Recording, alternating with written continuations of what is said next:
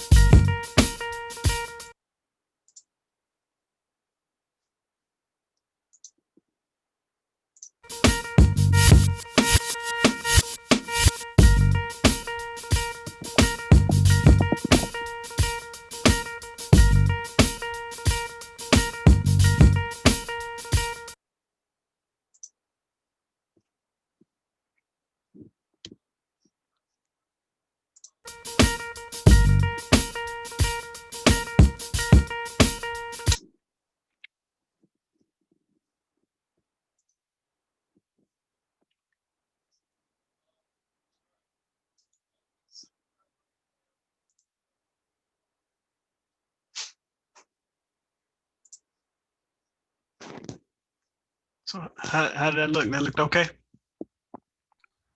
It looked amazing. So we have about attendees in now. And good afternoon, everyone. We'll be starting shortly.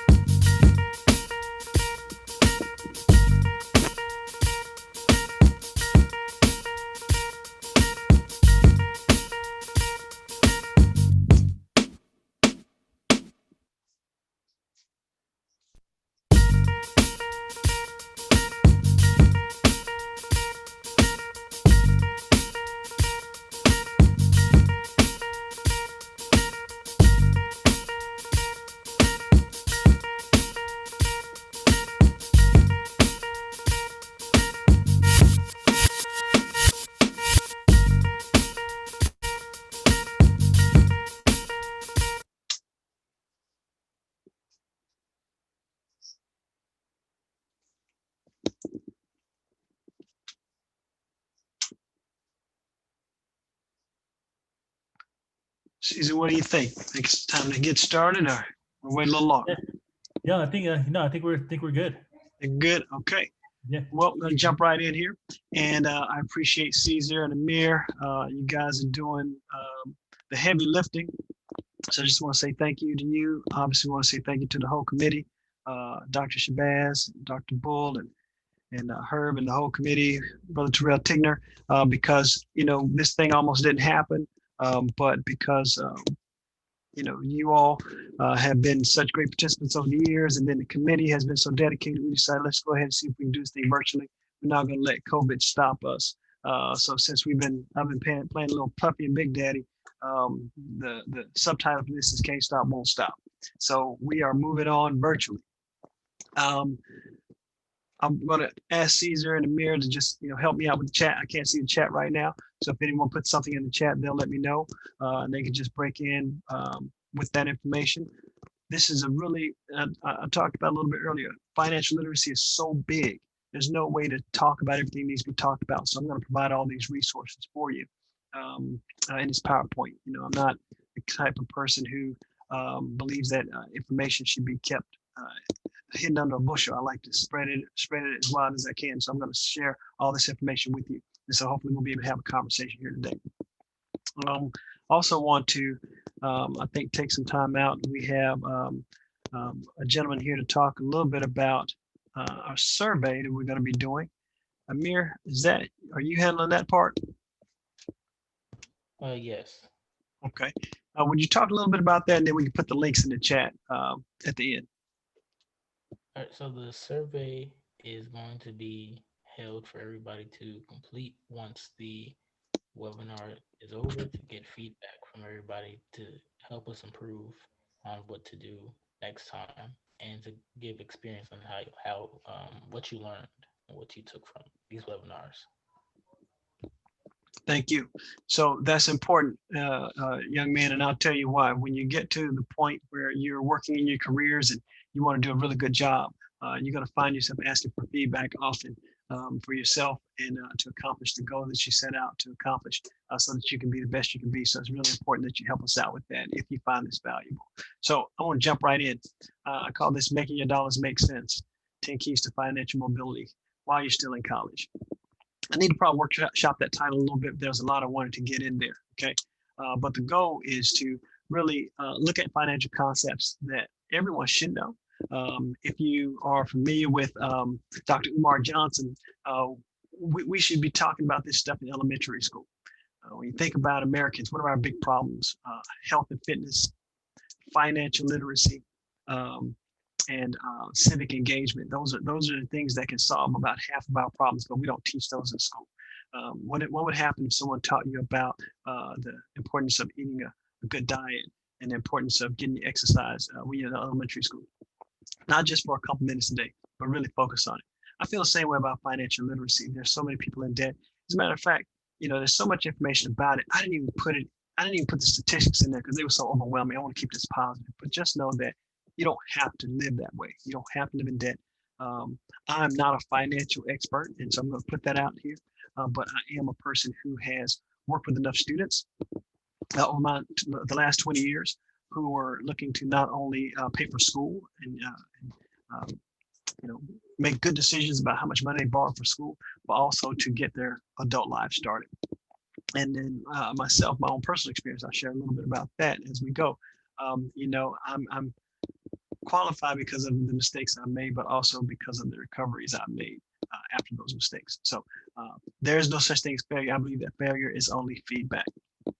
But just know that time is on your side. The younger you are, the better equipped you are to start making decisions that'll really serve you for a lifetime. So 10 keys. So we're going to talk about understanding your relationship with money. I'm not going to go through this whole thing. I have titles for each slide, but I kind of want you to understand, really, how we're going to ground this conversation. This conversation, we're going to talk about, why do we do what we do, and why are we in this situation? Why do we even need financial literacy? And a lot of it has nothing to do with any decisions we made. It has to do with the historical context that we find ourselves in and what we can actually do about it. First, we have to start with ourselves. Then we're going to talk about ways to make money, how you budget and spend it. When is it good to borrow? When is it not good to borrow? And then how do you get out of debt? Because you know the reality is there's some things you just got to pay for all the time if you don't have, if you're not independently a you don't have a nest egg set aside. Um, I don't know how many of you are like me, but my parents, they both worked really hard. They just didn't have enough money to help me with college, but they made too much money for me to get financial aid. So I had to borrow a little bit. I had to work a lot. So again, I'm not a financial expert, but I am someone who's had experiences I think would mirror your own. Again, a little bit about me. I am from Jackson, Mississippi. So if you hear a y'all or something like that, that's why. I graduated from Jackson State University, class of 1999, and moved to Kansas to complete my master's degree at Friends University. And then, you know, came to Kansas City and started working in higher education, and been doing it ever since. Currently working on my doctorate at the University of Kansas in higher education policy and leadership. So I am, you know, on the same journey you are, just, you know, kind of in a different way. I'm in school, struggling through this whole COVID virtual learning thing. And, you know, we're just making it do what it do, doing the best we can with it. Okay. I like to talk about mobility. Okay. So again, we're grounding this conversation in, you know, it doesn't matter what you've done. It doesn't matter what's happened to us. We can do something about it. What we don't want to do is stay stagnant and do nothing, or continue to do the same things that got us in the situation we're in. Okay. Economic mobility is the ability of an individual, family, or some other group to improve or lower their economic status. What we don't want to do is lower it, right? So I'm going to stick with improve. You measure that by income. If you've heard of a balance sheet, you know you should always pay attention to your own net worth. You may say, hey, I'm a student, I don't have any net worth. Well, guess what? Believe it or not, you're worth something. Now, whether you're in a positive or a negative, that's another question, right? Usually we're thinking about our assets and our liabilities and how they come together to form our net worth. What's your net worth? You know, as a young adult, as a young professional, as a person sort of moving into that phase of your life, how you manage these two things, your assets and your liabilities, is going to determine the quality of life that you continue to have. Usually we're looking at things like home market value. You know, how much is your home worth versus how much you owe on it. The myth of home ownership, I think, is something that we've come to accept because, you know, most of us aren't independently wealthy. We just can't write a check for a house, so we have to borrow. But how do you make good decisions about that so that you don't end up over leveraged? If you remember the housing crisis, the problem with the housing crisis back in 2008 was that people were taking advantage of the low interest rates to the point that some lenders decided, man, we'll lend at 100%. Well, guess what happens? When you lend at 100% and the value drops for one reason or another, you know, you're in the hole.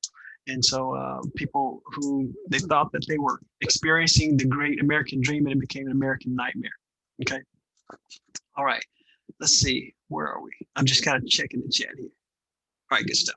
You know, you should have some money in the bank, right?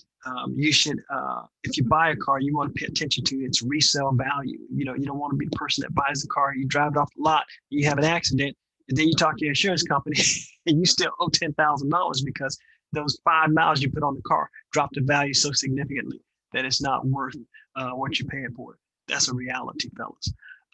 That happens every day. And your retirement accounts, those are your assets. Now your liabilities, again, some of these are not bad debts, these are good debts. A mortgage, car loan, that's debatable. Credit card debt, that's debatable. And student loans, I think is a good debt, but again, you gotta be smart. Your risk must be calculated and informed. You cannot make informed decisions without information, which means you need to understand your interest rates. We'll talk a little about that on your credit cards, on your student loans, on your car loans, and on your home loans. Okay. All right. And that's going to determine whether or not, again, you can keep this thing balanced. You can keep those assets higher than your liabilities. Oh, got to close the jet. All right, there we are. So what's your relationship with money? So this is a question that we should all be asking ourselves right now, because I don't know about you, but if you grew up in a tough situation, just like anything else, it has an impact on you. Okay. Does money confuse you? Does money make you nervous? Does talking about money make you nervous? Does it make you anxious or uncomfortable? What happens when you get a lump sum of money? Does it tie your stomach up in knots? You become nervous about whether or not you're going to do the right thing with this lump sum of money. Those are things I think sometimes when our relationship with money is adversarial, these are the things we deal with. What do I mean by that? Well, when I was a kid, I'll never forget. Whenever I asked my mom for something, she'd say, "Wait until Friday." There were also times we say, "Well, I have to pay off this loan, then I get another loan. We can get that." That's how I grew up. My goal was when I became an adult to not do the same things and not make the same mistakes. Well, guess what I did? And it took really sort of some self-examination. It took some understanding what money was doing for me and how it made me feel, and getting in touch with those emotions to truly master my spending and my saving. If that makes sense. In 2002, Dr. Daniel Kahneman, he won a Nobel Prize because he did a little bit of study on spending and trying to understand why in America we have such a problem with debt. And what he found is that most of what we do doesn't make any sense at all. That's why I entitled this, Make Your Dollars Make Sense. Most of these decisions we're making have zero to do with whether or not we should buy something or we should spend this money. And it has more to do with how it makes us feel. Our decisions are emotional. Now, many men would probably want to argue that point. They say, "Oh no, that's women. Women make emotional decisions about money. They use retail therapy to make them feel better if they've had a bad day." Well, guess what, men? We do it too. Okay. How many of you, when you see this picture, you say, "Yeah, that's what I want to do. I need to hit the beach with my friends. I need to make sure I go somewhere spring break, even if I have to put it on a credit card. I need it. I just need that, right?" The research shows that seeing other people, seeing the things you want, and planning and thinking about it actually releases dopamine. It releases chemicals in your brain to make you feel better. Same chemical. If you hit your big toe right now, if you hit your big toe and it hurts really bad, your body's going to release dopamine to make you feel better. It's nature's painkiller. But guess what? That same neurotransmitter is released when you see a new car, or you see a car that you like, or you see a pair of shoes you want, or you see someone on Instagram flossing in Cancun. A study by Professor Armin Falk of the University of Bonn found that there's a concept called the money illusion that's embedded in the human mind. In other words, we look at, especially as a new graduate, okay, which most of you, when you finish your undergraduate degree or your graduate degree, you're going to be looking for a job, and you're going to be looking at places, and you're going to see people posting jobs, $30,000, $40,000, $50,000 a year salaries. Okay, but what happens when you don't take in consideration the cost of living in that area? So yeah, you can go out to California, make $100,000 a year, but is it going to give you the same buying power that it does in, say, Nebraska or Texas? Okay, that's the type of informed decision. Again, you cannot make informed decisions without information. So you have to do the research. But it's something, there's a release of chemicals in your brain when you see that high number, that dollar sign there, and you start to think about the things that you can buy. Okay? These are called happy chemicals: dopamine, serotonin, oxytocin, and endorphins. When we spend money, when we find a great deal, and I'm guilty of it, I'm telling you, I can go to Dollar Tree and come out and spend $50. How do you do that? Okay, I can go on a Craigslist and try to find deals and end up spending money that I shouldn't be spending because I don't need it. I don't need that. It's just the deal. It's the art of the deal. It's the temptation. It's the sense of victory. It's the thrill of the hunt that releases these chemicals in your brain that make you feel good. It's a high, fellas. It's a high. You get a high from finding that deal. You get a high from purchasing those sneakers you've been thinking about. Okay. So what we don't want to do is to allow our emotions, to allow these chemical processes to override our logic. Okay. We want to make our dollars make sense. Does it make sense? Researchers at Stanford. And here's the link. And that's why I said I'm going to provide the resources, because you want to be able to refer back to some of this stuff. Okay. I don't want to provide, just a momentary bit of information. I want to teach you how to fish. I don't want to just provide the fish sandwich. I want to teach you how to go out and find your own fish sandwich.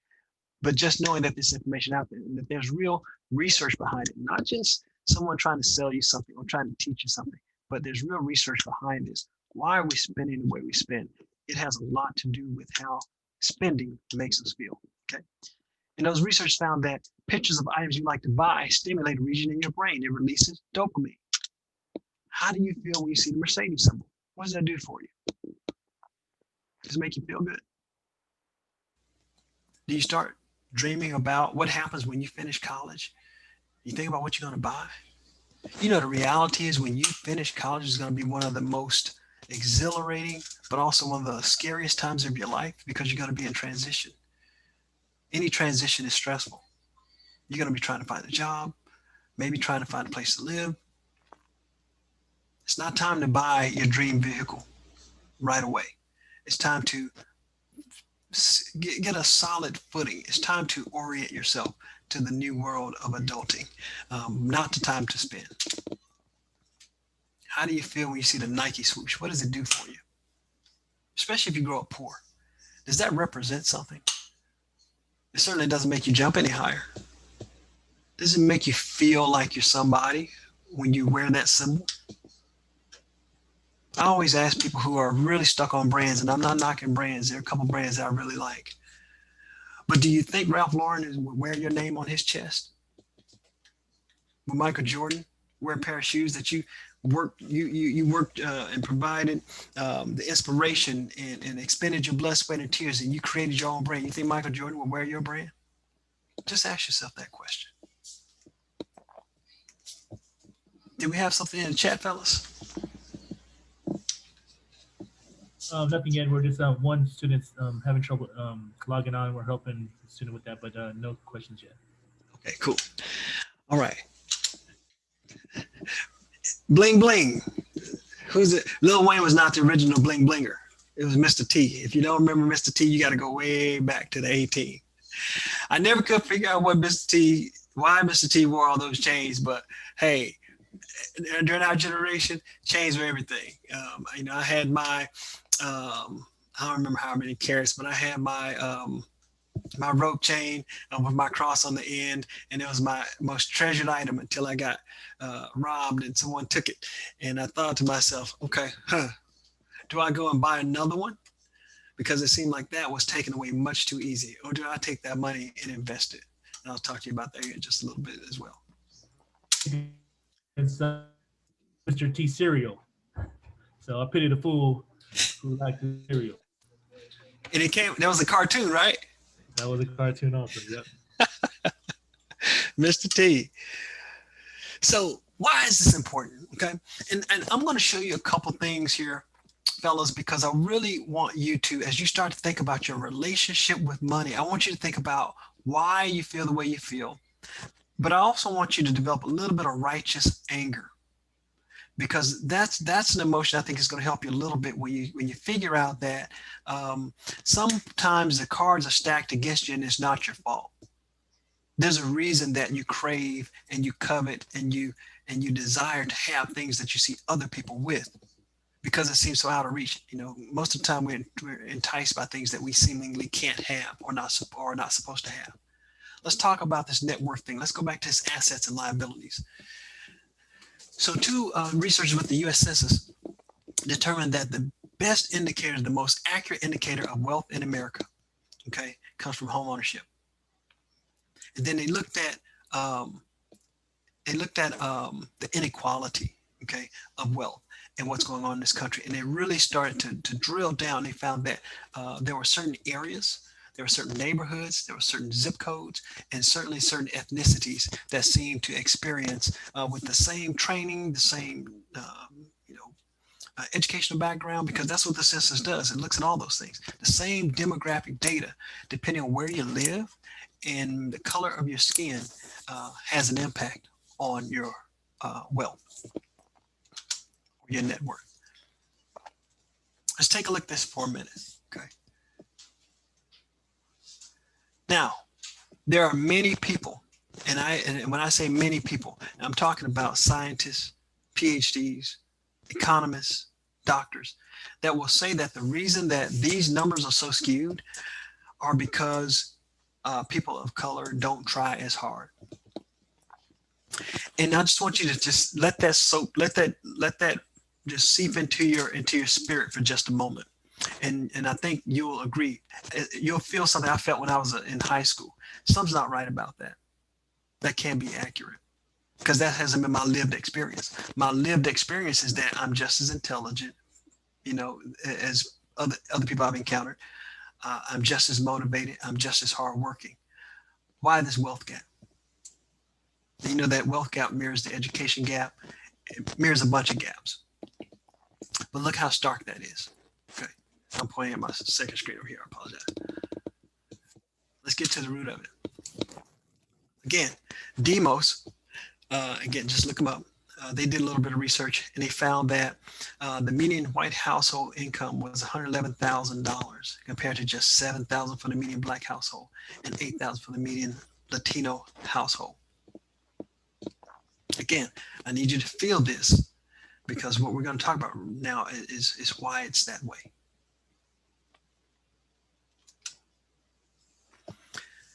When you get a chance, go on YouTube or on Netflix, and there's a documentary. It's called The Racial Wealth Gap Explained. And it does a little bit of history, and it goes all the way back to after the Civil War. Excuse me, not the Civil War, after World War II. And soldiers started to come home to America. And you have to think about it, after war, everybody's poor. Everybody's hurting, the only people that got rich during the war were the people that were making the weapons and the people that were making steel. They got wealthy. Rockefellers and other families like that, they became moguls. They became titans in America. They made billions off of those wars. But that's neither here nor there. Soldiers came home. The country was started to sort of restructure and rebuild itself. And there were some forces at work that determined that there needed to be a separation of the poor people. And they were going to separate the people by color. If you get a chance, look up the House of Burgess, Burgesses. The House of Burgesses was a group that got together to meet to determine who would be considered white and who would be considered non-white in America. And that started a very unfortunate set of policies or basis for certain policies that have been in place, probably up until 1965, until Civil Rights Act. But you have the Fair Housing Act, you have the Education Opportunity Act. You have all these things that have tried to right size, but from the 20s and 30s all the way up until the 60s, those things were in place. And it was during that time that America became very wealthy and that families became very wealthy because of real estate, because of home ownership. Here's another short video. I'm not going to show it. It's only 6 minutes, but check it out. It's on YouTube. It's called Housing Segregation and Redlining in America, a short history. If you're not familiar with redlining is an actual federally protected policy that prevented developers, or that allowed developers to sell homes and allow lenders to lend money to whites only and not allow African Americans. So think about this. You have Jerry and Johnny. They both went to the military. They both got out. They both, maybe had a little bit of college education. Maybe even they worked at the same plant, say it worked at the same factory. Okay. One of them was able to get a low interest rate home loan. The other was not. So the other had to save and scrape. But because he just didn't have the cash, he had to buy his home cash, or he had to borrow half of what it took to buy the home, which means that his buying power was less. Same salary, okay? But the only house he could afford on the other side of town because he couldn't buy in this neighborhood, okay? And then those same forces, those same systems that determine that one of those gentlemen could not buy that house in that area with that interest rate also put public dollars into maintaining the streets and the roads and the schools in certain areas, in those other areas. And so the property values can continue to go up. So I call that the first affirmative action. I call that the first welfare system, where people were literally given wealth or the means to wealth through home ownership, houses that were purchased cheaply, and then the value was artificially inflated. And then it became sort of a market value process. It became like a snowball effect that never stopped. And real estate in certain areas continue to go up. And so now people who never had anything are wealthy and able to pass it on to their children. Their children literally start their adult life with $100,000. I'm just using the equivalent of today, a home today, $150,000 asset before they even work their first professional day on the job. They're given this asset, or it's left to them in their will. Where on the other side of town, the property values are depreciating because of disinvestment from the city, because of disinvestment in the tax code. Because the houses, they look nice, they're well taken care of, but the schools aren't supported. So people are taking their kids out of those schools and put them in other schools. Last one. And this one's a funny video. So again, we're getting kind of deep and I don't want to depress anybody. So this was a little bit funny, but it's a great sort of 6-minute, what am I trying to say? 6-minute commentary, again, on all things we just talked about. And this guy, he's really great at condensing things down, but he talks about Levittown. If you never heard of Levittown, write that down. Levittown.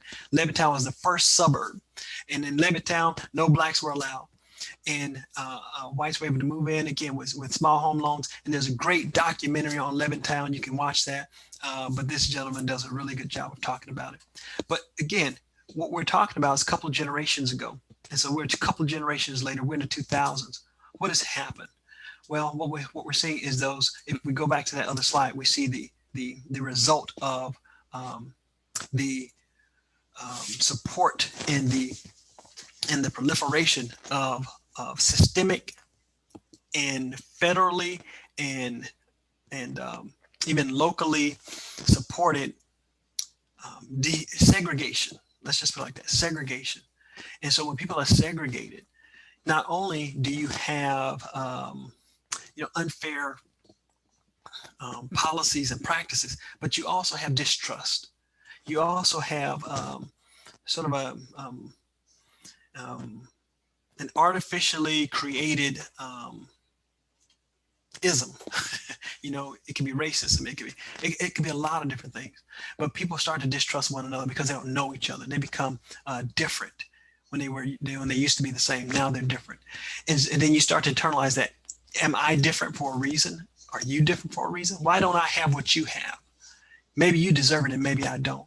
So as you can see, as we start to internalize those feelings, we begin to desire those things that are probably out of our reach, yet we want them. That's why we stand in long lines to buy tennis shoes. That's why we stand in long lines to give our money to something that's not really actually going to help us. I spent a lot of time on that, fellas. And the reason I spent a lot of time on that is because it kind of sets the stage again for the rest of our talk. And the rest of this, I'm going to blow through here in about 10 minutes. Oh, last one. And this is a video I think you ought to see. I was introduced to this one pretty late, but it's an actual selling video. It's a company that was training their sales staff on the buying power of the Negro. Now, you and I would say, well, that just seems weird. Aren't black people predominantly back then, weren't they poor? Again, they had the same salaries, worked the same jobs. They had buying power. The problem was that they were separated and segregated. And so the companies realized, and I think this was like a Maytag or an appliance company, what they realized is that they were missing out on those dollars. So they put together this sales video to talk about how to sell, this secret buying power, this untapped opportunity to sell to the Negro. You got to watch that video. All right, quick. So what do we do? What do we do about this stuff? Okay. Again, I hope you feel just a little bit of righteous anger, not enough to feel any sort of personal issue with anybody, but enough to want to make some changes yourself, enough to want to pay more attention to why you're spending and how you're spending and what you're going to create for yourself in the future. So what should we be doing right now? Get clear on what you should be doing with your money, right? Your money. Become aware of your emotions. How does it make you feel?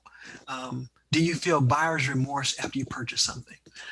Do you find yourself saying, I know I shouldn't, but I need this right now because I'm not having a good day?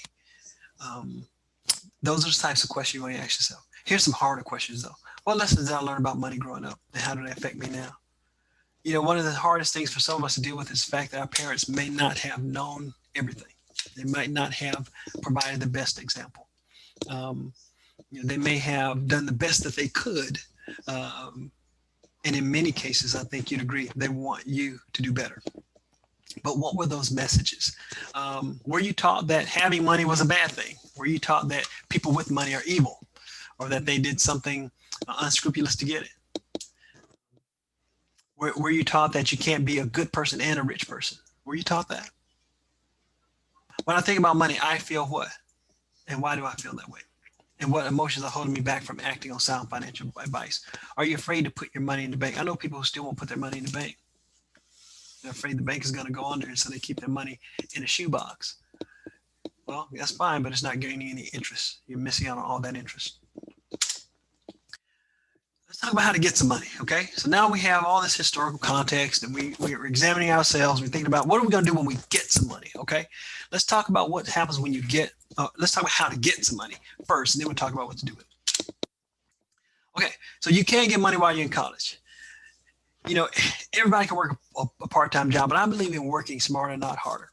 Okay, if you haven't thought about some of these strategies, you know, just give it a little thought. Okay, people may think, you know, delivering pizzas is not a prestigious job. I'll tell you, you can make a lot of money delivering pizza. Okay, usually you can get a flexible schedule so that you can complete your classes. I think in many cases, someone will say, well, you can do the same thing driving Uber or something like that. Well, you know, there's a little bit of a gap there. You know, you have to have a car that you can use to do that. Deliver pizza, as long as it's driving, you can deliver pizza. Uber wants you to have a vehicle. Go ahead. Comment from Cedric Brown. Okay. Can we still build wealth or even a dynasty at a young age, 18 to 30, while being any person of color? Man, absolutely. So we're going to get to a couple things here in just a moment. I'm going to show you an example of something that I was able to do. You can, because money is green, and the power of interest and compound interest works for anybody. You just have to be disciplined enough to do it. Okay. One of the resources I'm going to provide is there's a gentleman who does training on swing trading and options trading.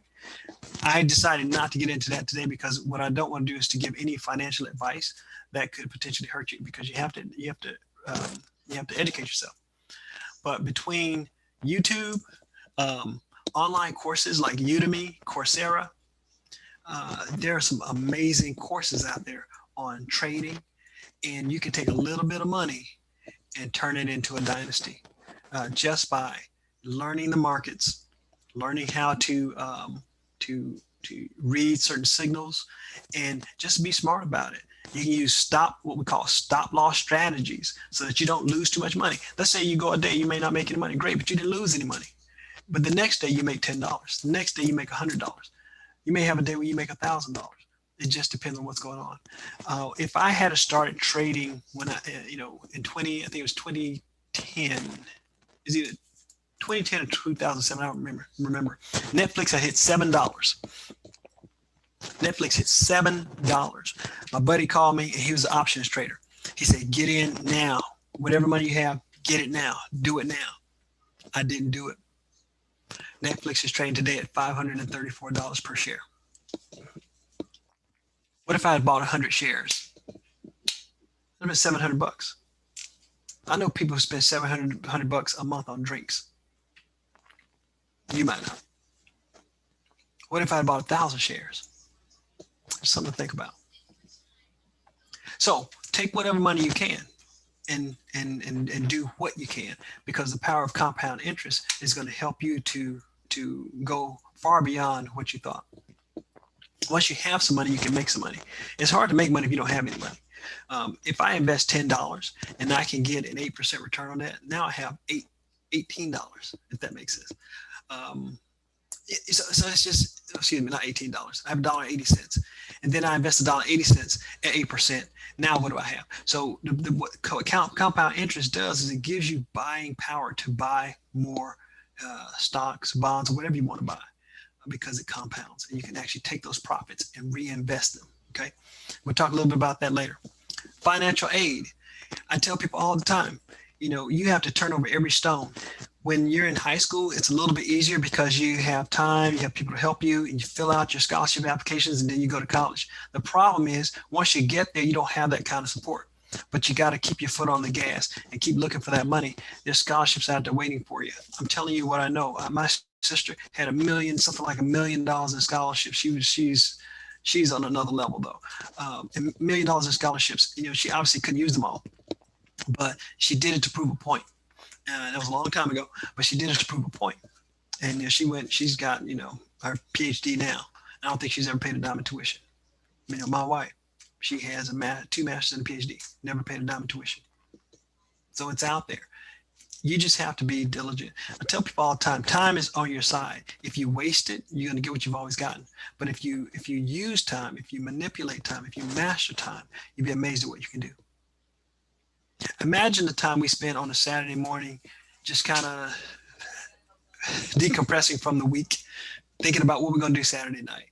If you take that time, an hour, 2 hours, do a little research, do a little reading about these concepts, you'll be light years ahead of your peers. Work study, take advantage of work study. Caesar, did you have something? Yeah, another comment from Shah. I currently run my own company while juggling my college workload. I really would like to work together with other people of color who are business owners as well, but I have no clue where to start. Man, so here you go. So I tell people all the time the power of networking. If you've ever had an opportunity, and I know we're in this COVID environment right now, it's tough. But one of the things I did when I became interested in investing is I joined a mastermind group. I found a mastermind group through Meetup, meetup.com. I think it's Meetup.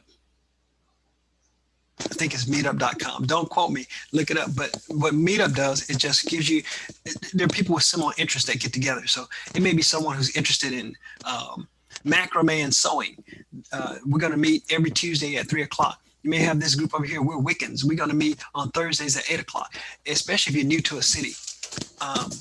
I went to a meetup one time, and these were guys who were looking to start. They wanted to get into the tech business, so the tech guys wanted to meet someone who had the business savvy, who could serve as a founder, while they serve as the technical director because they could code. They just wanted to meet up with someone who could start a company because they had the coding knowledge. So, the internet has really just bridge all these gaps that we used to have in networking with people who can actually help us. So try meetup.com, see if you can find some people who are in your same space. Also, Reddit. Now, whenever I bring up Reddit, young people look at me like, huh? Apparently, Reddit is being used for other things that are maybe not so good. I don't know anything about that. Because for me, Reddit has always been a place to find communities of people who are having discussions and sharing information that you can't get anywhere else. I'm going to share some tools with you later. Some of these tools, when I do a little research on them, I don't trust the source because the source is trying to sell me something. That's one of the dangers of the internet. But I can go on Reddit and just take a look at a conversation and see who's used this tool before and what's their opinion on it. Now, you're using a balanced approach, okay? You're not just reading what one guy is saying. You're trying to see what 10 people are saying and try to find out, what's right in the middle, okay? So those are a couple ways. Meetup.com, Reddit, find those communities of people who have the similar interests. You have to find your tribe.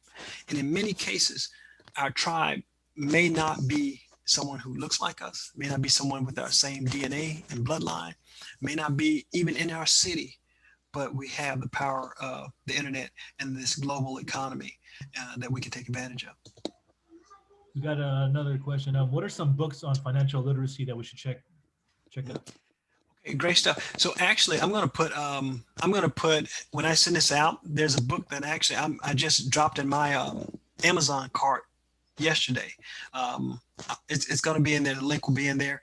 And if I can find it before we get off, I will put it in the chat. But there's some really good stuff out there. Obviously Powernomics is one of my favorite books. I probably read Powernomics when I was in college. It's kind of like the Bible. It's the start.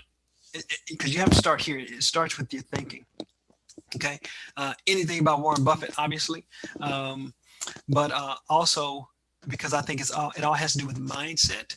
I love Simon Sinek. I love the idea of starting with why. Why am I doing this? Because once you identify why you're doing something, the how really is, it's a matter of effort.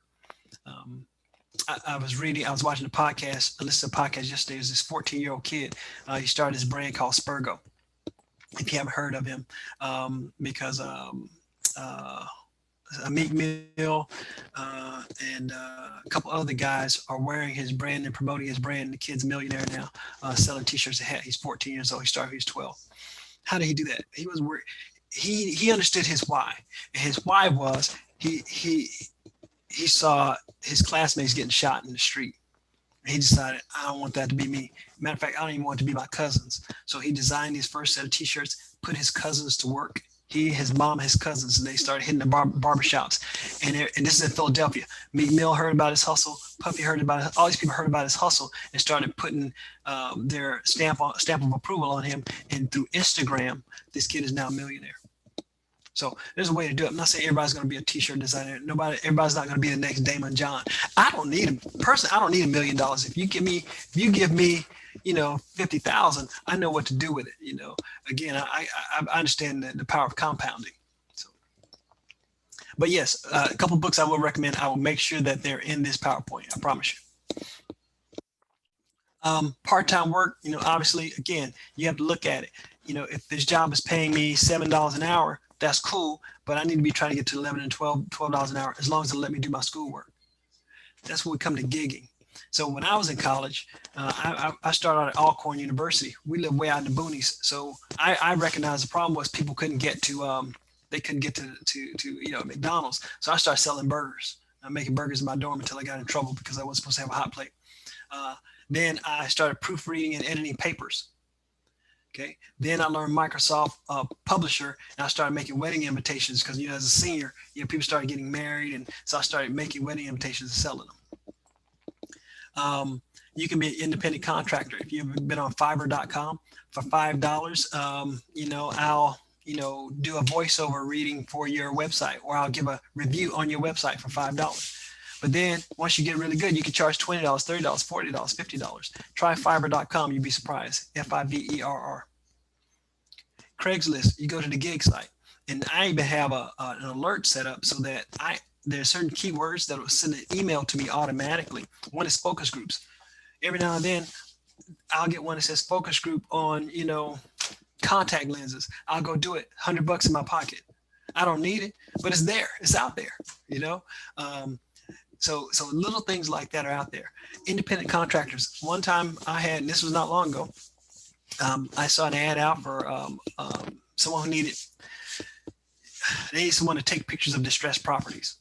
And so I would ride around, take pictures of the property, and basically the property owner may be living in another state, and he just wanted to know his property was doing okay, no one has broken into it, and I would get $30 a piece. Okay, money. So, and I found that on Craigslist. So, again, I know sometimes people do bad stuff on Craigslist, but for me, I'm looking for the opportunities. I don't have time for the other stuff. Go ahead, Caesar. All right, I got another question from Vincent. How can I invest into stocks without spending a lot of money? Great question, man. So you guys who maybe want to speed through this, let me speed through, and I'm going to show you some stuff. Okay. Budget. I mean, everybody understands you got to have a budget. John Maxwell put it best. A budget is telling your money where to go instead of wondering where it went. Okay. If you've ever been at the store and you hit your debit card and nothing happened, that's your fault.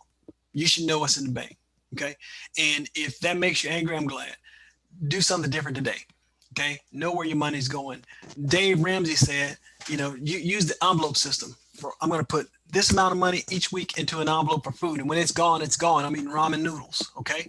Put this much in there for gas. Once it's gone, it's gone. I'm going to ride my bike to work. Because if you can put yourself on a budget, you can actually invest and save and do what you need to do. I always, it's like a river. Do I want the current to take me, or do I want to have oars and a rudder so that I can direct where I'm going? Because that river might just take me off a cliff. You have to be active, and you have to take control of your finances and take control of where you're going. And those emotions that are causing you to go out and make purchases, or to get in debt, or to, take that trip and you can't afford it and put it on a credit card. Those are all things you have to master within yourself first, and then you can start building wealth. And if you're not able to do that, get some help. There's nothing wrong with getting an accountability partner. There's nothing wrong with taking a course or saying to someone, hey, I got a problem spending money. Help me. Okay. lots of budget spreadsheets, on the internet you can find. Just jump out there. I use one called Mint, mint.com. Mint is an app, and I have a picture of it. I'll show you in a minute. I use the Mint app. It tells me when I'm over budget on gas, groceries, telephone, things like that. Sometimes, I put my daughter on my plan, so I had to adjust it. I kept getting this red notice on my phone that says you're over budget, over budget. I'm like, what's going on? And I forgot I put my daughter on, so I had to adjust my budget for my cell phone plan. Okay. The best time to plant a tree was 20 years ago. The second best time is now. Think about that when you think about growing your money. Okay. Oh, I have these out of order. There's the Mint app. Okay. What Mint does is you put your bank accounts in there and it monitors your spending, and then you tell it, you determine the budget. Mint doesn't tell you the budget. You tell it, okay, I want to try to limit myself to, $200 a month on groceries. And then once you go over, it'll let you know. Okay, so now we're talking about saving, borrowing, and risk. All right, so this is Acorn. Again, I'm not endorsing anything, okay? Not endorsing it. This is what I choose to use. There are a bunch of them out there, okay? There's Robinhood. There's M1. I love M1 because it allows you to invest in fractional shares. The young man just asked, how do I invest when I have a lot of money? So this is an account. This is E-Trade. This is my E-Trade account. Notice it says first investment. 10 years ago, I wanted to play around with investing, and almost exactly 10 years ago. So I took $100, I put it in this account. Now it started out with Share Builder. And the young man asked, what if you don't have a lot of money? I didn't have a lot of money. So I like Share Builder because it allowed you to put the money in and buy a fractional share. So I can't afford a whole share of Walmart, but it allowed me to buy a fractional share of Walmart. And then once it builds up enough, then it buys the full share. Okay. There are not a lot of platforms that do that anymore. And eventually Share Builder was purchased by E-Trade. So now this is an E-Trade account. So this is this morning. This account at the beginning of the year was at $1,088. And so, it's been dipping a little bit. I might need to make some adjustments, but that's not the point. The point is not to keep messing around with it. The point is to invest and let it sit because I know they're good companies. Okay. Like Walmart, Disney, and there's like a mutual fund in there. These are good companies. But $100 turned into this. Now it's 10 years. Imagine if I had to continue to put money in it. Okay. So I had $20 a week coming out of my check for 5 months, and then it hit $100, and then I stopped. And this is the result. Okay. I have another account. So I just switched jobs. I'm making a little bit less money. And I told my wife, I said, I'm going to go ahead and pay off my car. She said, you have the cash? I said, well, yeah, I'll get it. I had a stock I had purchased at work. I had a discount. I work for an insurance company, and they offered employees the stock at a discount. So I said, well, yeah, I'll go ahead and buy some. I bought a little bit. I haven't touched it since then. I don't remember exactly what I put in the beginning, but it had hit something like $6,000. So I went ahead and pulled that $6,000 out and paid my car off. Now, some people say, well, man, you should let it continue to grow. It's my money. I can do what I want with it, right? That's the power of having options. You get to decide what you want to do. It to me, it was more valuable. It was more advantageous to pay off my car note because I don't want to have to think about my car note. Paid off my car. I just cashed it out. That's money I spent years ago I haven't even thought about. But that's the power of compound interest. That's the power of time, which you fellows have more of. I'm 47. You have way more time than I do. Okay. So those fractional shares, look up, I'm not endorsing it, but look up M1 Finance. It's just like Share Builder. It allows you to invest in fractional shares. So even if you don't have a little bit of money, you can still get a little bit of Netflix, Roku, or whatever's hot right now. It was Eric, there was one follow-up. How do you assess a good company? I think it's going into the weeds of investing, but you can talk a little bit about that. Sure, exactly. So again, I'm not an investor, but there are some great resources out there. One is NerdWallet. They make it easy. And then the other is Fool.com, Fool. As in the Motley, it used to be called the Motley Fool. It still is, but they shortened the name of the company, of the website, to Fool, Fool.com. And, there was a time we kind of got a little bit spammy, but, it's still good. Then obviously, if you can afford it, and if you're in college, you may even be able to get it for free. Wall Street Journal is always good. Yeah, I mean, you know, all those publications are good, but some of that comes with education because you got to know what you're reading. And so E-Trade does a good job of providing, you know, information about, you know, stocks and how they're doing, and, you know, you get to learn. But also there are lots of courses. Udemy, Coursera. I like Udemy, Udemy, udemy.com. I bought a course on swing trading for $10. And it was probably one of the best courses I've ever taken. It took me a while to get through it just because of work. I had so much to do, but it was a great course through Udemy. Okay. Again, we've talked a little bit about compounding. I don't want to get into a long conversation about compounding, but, you know, obviously time is on your side, and the goal is you put a certain amount of money away. Let's say if it's a savings account right now, a money market will pay you about a percent. If you put $100 in there every year, you get $1. That's 1%. Okay, that's not great, but it's money you didn't have, right?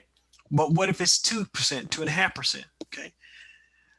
So what happens is you get that $2, but then you reinvest it for the next year. You have more money to invest. You didn't put any more in. It's automatically growing though because of compounding. But what if you just keep putting money into that account? Now, I don't necessarily recommend savings accounts because they don't pay a lot of money, but money markets may pay you a little bit more. You maybe get 5% on a money market account. Or, you know, you really get into the investing and you invest in stocks, bonds, mutual funds that have a history. Now you're looking at history, 20, 30 years of not only growth, say 8, 10, 12, 14%, but of paying a dividend. Dividend exponentially improves or exponentially increases your your principal. Basically what a dividend is that if the company did really good, they're going to share a little bit of that with you.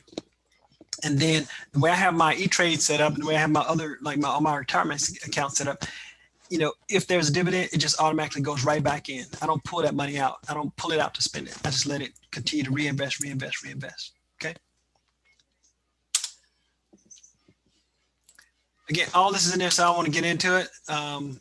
About the time, you know, obviously is on your side. You have time, and I don't want to get into a whole conversation about how to invest or what to invest in because there's lots of resources. But this, when you get this PowerPoint, I'm going to have all those what I feel like are good, solid websites and good, solid apps that have helped me. Okay, E-Trade. I use Acorns. NerdWallet is a good website. Fool.com is a good website as well. To borrow or not to borrow. So we talked about how to build some assets. I want to just give you a little bit of talk on the liability part, right? College is expensive. We know that, right? Okay. Not going to dwell on that. But at the same time, you know, there may be situations where you may need to borrow a little bit of money for college. Okay. So we're talking about the difference between a good debt and a bad debt. A good debt is something that's going to increase your income or increase your ability to get income, like college. Going to college is going to increase your ability to make more money. So when people tell me, oh man, I'm not going to college because it's too expensive, I think to myself, well, what are you going to do in the meantime? Because the only way to me to get more money is to either get a degree or to work really, really, really hard. And, you know, I don't know about you, but when I'm 50, 60, 70, I don't really want to be working, you know, as hard as I was when I was 20. So at some point you want to be able to move up and to command a higher salary. Okay. So a good debt, it increases your income. Bad debt, it just funds your lifestyle. Good debt, like student loans, again, it increases your ability to make future earnings. Bad debt, like credit card, man, you know, there's so many tricks with the credit cards, man. It's hard to manage. I'm not saying they're bad. It's hard to manage. Any little thing can trigger a higher interest rate. You know, if you use too much of your balance, if you're late on a payment, sometimes they don't have to have any explanation. They just raise your interest rate. So you started out at 15%. Now you're at 22%. And you're trying to figure out, man, I'm paying on this thing, but I'm not making any headway. I think we're almost out of time. Brother Caesar, let me know. Yes, but sometimes we're approaching the 1 hour mark already. Okay, cool. Sometimes what happens, fellas, is that, you know, you're using the card for an emergency, but you get out of the emergency and you keep the card, and now you're so comfortable just swiping. Before you know, you're thousands of dollars in debt, and the monthly payment is so much that all you can do is just make the monthly payment, which means that it's continuing to compound and compound. So compound interest works the other way as well, if that makes sense. A mortgage. Mortgages, your house hopefully should increase in value. A car loan goes down. Okay, so it's nice to have a nice looking car, but man, if that thing is not going to be worth the pain on the outside of it after a couple of years, you got to be careful. Okay, this is today.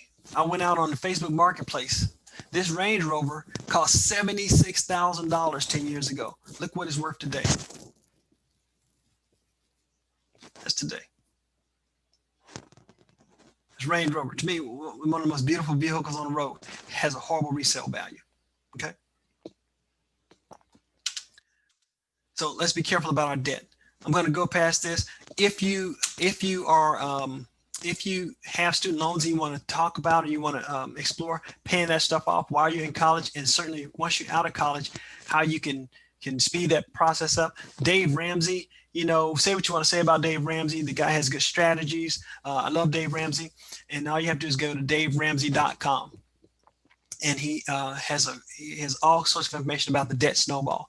Debt snowball just means that the best way to pay off debt is to pay off your high interest rate stuff first, and then take that, once that's paid off, take the payments you would normally be making on that one and put it on the next thing. Pay off things one at a time. Now, you have to pay the minimum amount on your credit card so that you don't default, but that's the best way to get your debt paid off. And your student loans fit right into that equation. Okay. Financial aid, they provide, financialaid.org, they provide a nice loan payment calculator. And then empoweredollar.com has some advice too on how to pay off your student loans fast. Okay. Networking. I always say my daddy told me don't hang around anybody dumber than me. So your network determines your net worth. Spend some time with people who can actually help you. You're kind of doing it right now, but spend some time with people who can actually help you. Right now, you're in college around people who are majoring in finance. Get to know them. Okay, there are instructors. There are faculty members that could help you, teach you about some of this stuff. These are things every man should know.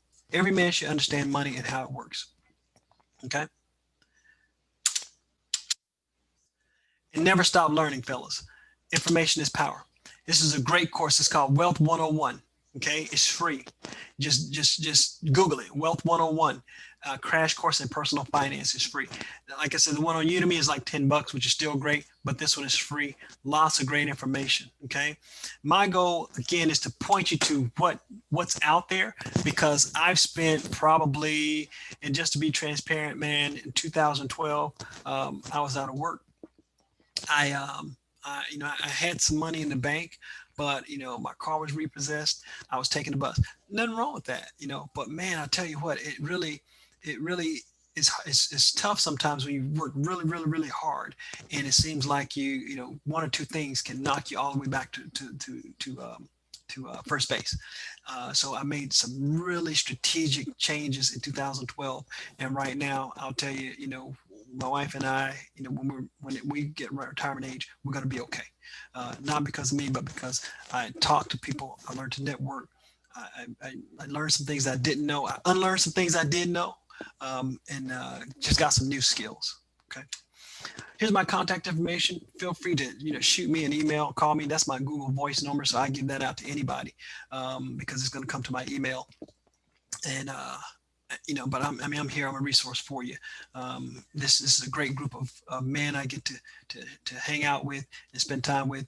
But I'm not actually working at the college right now. I work for a scholarship foundation called KC Scholars. But feel free to email me there.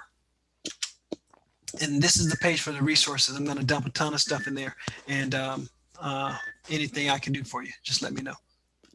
All right, Caesar, I don't know if we have time for questions, man, but my PowerPoint. We got one more question right here. So from Cedric Brown, Me and my friend are a year apart. She dropped out of college and works for a sunglass company and makes $22 an hour. I'm still in college and about to transfer, only making minimum wage. How does that work? I never understood. After getting degrees, do I make more money and have more knowledge, or what? Man, that's a great question. So you know what? If we could put that, if we could put you on, the on the 10 o'clock news tonight and let you ask that question, because I think just like other questions, there are millions of college students just like yourself asking that same question. Really quick, I used to work for a pager company. I just dated myself. Okay, I worked for a pager company. It was a great job. I quit school because I was a manager, I was a supervisor. I had an expense account. They were flying me all over the country. I got to stay in fancy hotels in East Lobster and Steak. I got to do all that stuff. And then one day I got a phone call and I had to be on a conference call. And at 4 o'clock, I'll never forget. I went and dialed in and they laid us off. And that was devastating because I was not able to find another job making the same amount of money because I did not have a degree. The reason I was making that money is because it was a unique situation. The pager business was doing great, but guess what happened to the pager business? Sprint is what happened to us. And so you just never know what's going to happen. And is that a solid footing? She's making $22 an hour, but is that a solid footing if that job goes away?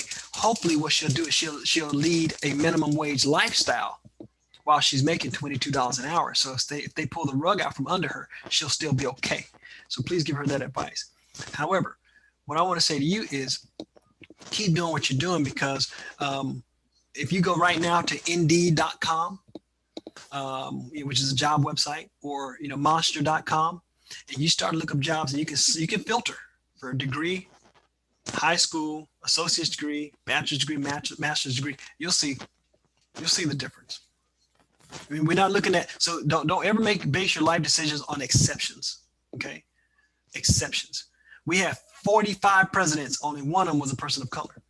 Does that mean that everything is equal? No, that's an exception. We don't base our decisions on exceptions. We base our decisions on data and information and trends. Okay, not exceptions, because exceptions can come and go. There's always going to be exceptional people. There are always going to be exceptional circumstances. By and large, though, you're going to earn more money with a college degree. And Amir and Caesar, please, you guys are higher education professionals, please weigh in. I think you hit it right on the head, Eric. I mean, the more knowledge and higher education one receives, I mean, it just opens more opportunities and doors for careers, not jobs, but careers. So I mean, that's really something that I try to follow in my own life. Yeah.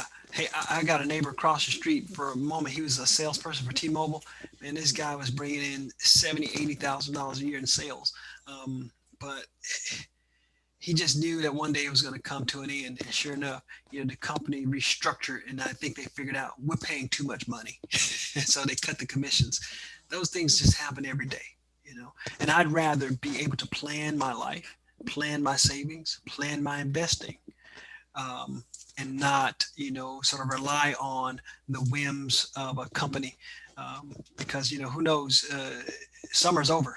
I don't know how the sunglasses are going to do in the winter, but, so yeah, if you can give your friend some advice, just tell her, try to live a minimum wage lifestyle if she can. Don't turn up too quick. I think Amir has some experience too with foreign exchange funding too. I don't know if maybe you want to just talk a little bit about that too.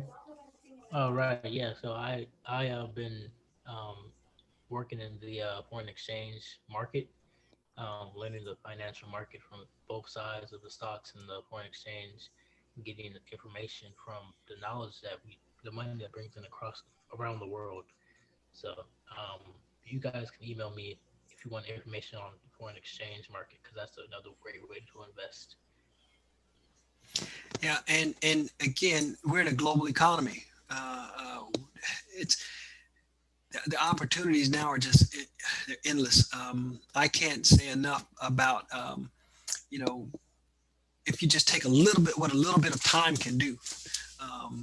throwing yourself into a particular topic and learning about it, you can really outpace your peers, and you can really make a real difference in your life by just educating yourself and being very intentional about it. I think I'm supposed to put the survey links in the chat. Or do I need to do that? I believe Amir added them to the chat, but Okay, Amir, if you don't mind putting them in the chat again, that would be great. Okay, any other questions? Yeah. Vincent, I think you were the last question. Vincent, I hope I answered your question about investing without spending a lot of money.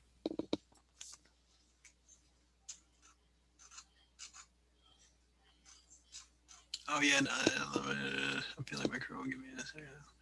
Mm-hmm. Yeah. Mm-hmm. Yeah. So you know what, and Simon, the great thing about capital, there's lots of different kinds of capital. Financial capital is only one. There's social capital, and I think, you know, people always talk about Donald Trump and how many times he's been bankrupt. Donald Trump will never go poor. He'll never be without money because he is in a stratosphere. He's on a level. He spends his time with people who have money and who he'll never be able to fail. So I think your social capital really is worth as much as your financial capital. So what I would say is the most important thing you can do is to surround yourself with people who are doing what you want to do. That's first, and then you learn how to get it. There's tons of ways to get small business loans. There's all sorts of opportunities to, you know, go pitch an idea and get a little bit of seed capital. You know, just in our town, Sprint, they do this thing. It's kind of like a Shark Tank. It's called 1 Million Cups. You might have it in your town. Sprint and the Kauffman Foundation. And you know, you pitch your idea, do a nice presentation. You might get a little bit of seed capital to go and fund your idea. There's ways, but I think we discount the importance of the social capital because I'm not an entrepreneur myself, but I do know that just there are entrepreneurship communities that are so vibrant, and there are people that can really help you if you find that you have a good idea and you have a business plan, but you just don't have the funding to make it go. We're in a small business economy. COVID has hurt a lot of people, but there's a lot of support for small business right now. And if you're a minority or if you're a woman, there's money. And again, don't be afraid to gig. Don't be afraid to get out and do a little freelance work. If you can write or something like that to make a little extra money in your pajamas, and you can take that money and seed your business.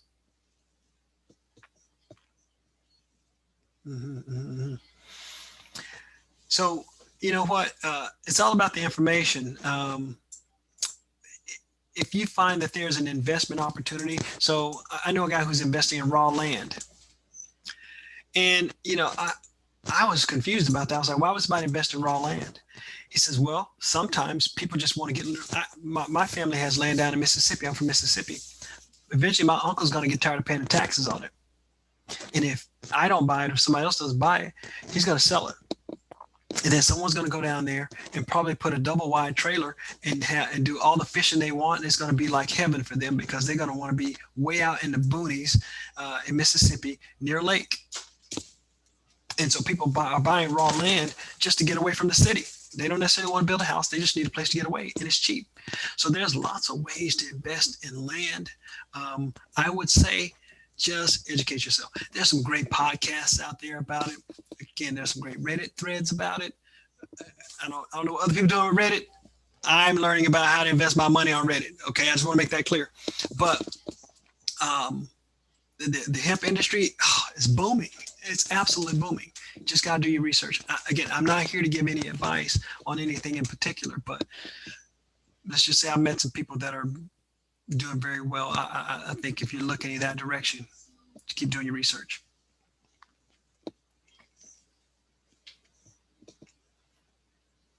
And I always say, if there's somebody trying to sell you something too hard online, you better check. Make sure that they're reputable. It's funny. I learned how to trace by using like GoDaddy. I learned how to trace the owner of a website. So you go to these review websites, right? And they're reviewing a product, and the number one product is their product, obviously, that they're reviewing. But they're reviewing 10 products, but they're the ones who own the website. So you do have to be careful and make sure that it's a reputable resource. But you just gotta sit with it. Sit with it. And if there's something in particular you want to research, I'd be more than willing to help you. Shoot me an email, say, hey, I'm looking for some resources on hemp investing. I'll look up some stuff from some resources that I trust. Okay. Hey, appreciate you too. Thank you. Hey, everybody who stuck around. I know this is long. There's a lot of information, but watch those videos. I'm telling you, it'll get your mind. It'll get you. It's like a revolution. You have to have a little bit of righteous anger, that builds up, and you say, okay, I'm going to do something different. I'm not going to continue to participate in this because everybody wants you to owe them. Every store you go into, they want you to sign up for a credit card. Why do you think that is? Okay. If you stay in debt, somebody's going to stay rich, off your interest. You want interest to work for you, not for them. Okay.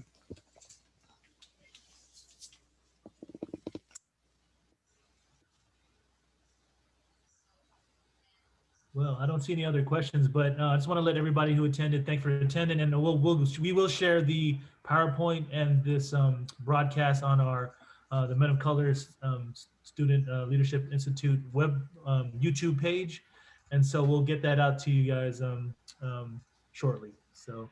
Okay, so one thing I forgot, I think we're supposed to be giving away some T-shirts. So I think, Young Amir, if you want to look at the last 5 folks who commented, students who commented on the chat, we're gonna hook you guys up with a MOC SLI T-shirt. So if you could email Amir, if you don't mind putting the email address on the chat, we'll send out a shirt. Give us your name and your address, and we'll send those shirts out to you.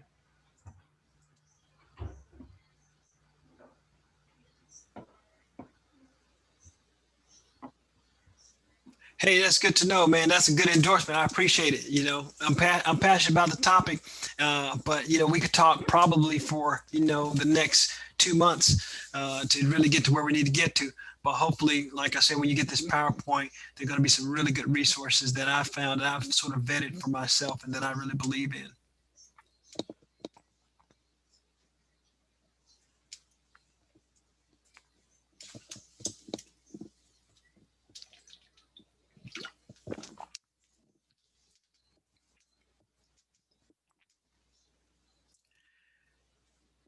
Caesar, what's that behind you? What's the backdrop? Oh, that is City College. That is our BT building, our Business and Technology building. Nice. Very, very fitting too, with business and investing and financial freedom is what pretty much we're trying to promote. So that this is a very amazing information. Hey man, I learned a long time ago, and my dad used to say all the time. He said, making money is not hard. He said, not spending it is hard. He said, my problem is I can make, because he painted houses. He said, I could go paint a house today and make a few $100s. He said, but man, I like spending it too much. So. Well, this is great advice. I mean, I know growing up, my parents, they were pretty frugal, but they didn't really talk to me and my brothers and my siblings about, financial success and saving money and, investing it in the right ways. So, this is great information. All you young folks out there, this is really great information. And if you haven't started, today's a good time to start. Today's the next best time. The first best time was 20 years ago, but the next best time is today. I think this concludes the session. I think Amir, are you good on your end? Collecting folks' names and addresses. I think they got the Men of Color Gmail. Yes. Okay, perfect. Good stuff. Okay, Yeah, I saved the chat too, just in case. perfect. Well, I think we're good here. I don't know if you have any last few words, Eric. Hey, time is on your side. Time is on your side. I'm 47, so I'm racing. You know, but you guys have a little more time. Okay, well, that concludes our webinar. Thank you, everybody, for attending. We'll share the session on our YouTube channel, and we'll share the PowerPoint. You know, we're rooting for you guys' success, and hopefully a lot of the information that Eric provided will sink in, hopefully get you on that road to financial freedom. Okay, all right, everyone. Thank you very much.